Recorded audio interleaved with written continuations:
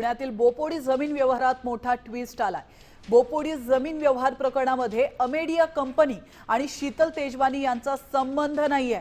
बोपोडी जमीन व्यवहार प्रकरणामध्ये पुणे पोलिसांचा यू टर्न पाहायला मिळतोय।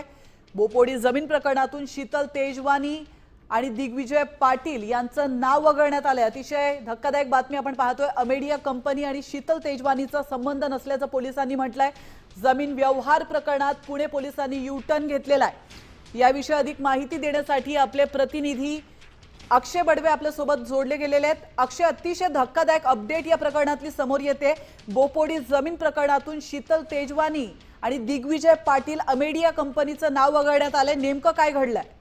निश्चित आपल्याला समजून घ्यायला लागेल की पुण्यात दोन जमिनी व्यवहाराचे प्रकरण सध्या सुरू आहेत। एक जमिनीचा व्यवहार जो आहे तो मुंडवा भागातला आहे आणि दुसरा जमिनीचा व्यवहार जो आहे तो बोपोडी प्रकरणाचा आहे।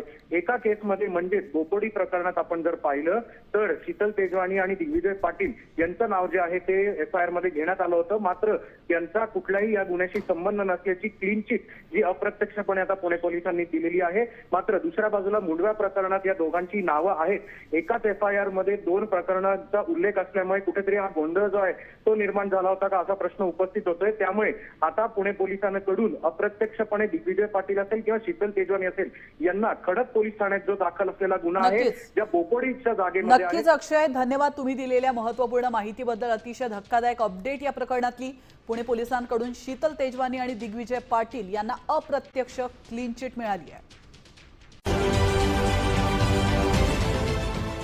देश विदेशातील प्रत्येक घडामोडींचे लाईव्ह अपडेट मिळवण्यासाठी आता साम टीव्हीच्या सर्व सोशल मीडिया प्लॅटफॉर्मला लाईक, फॉलो आणि सबस्क्राईब करा।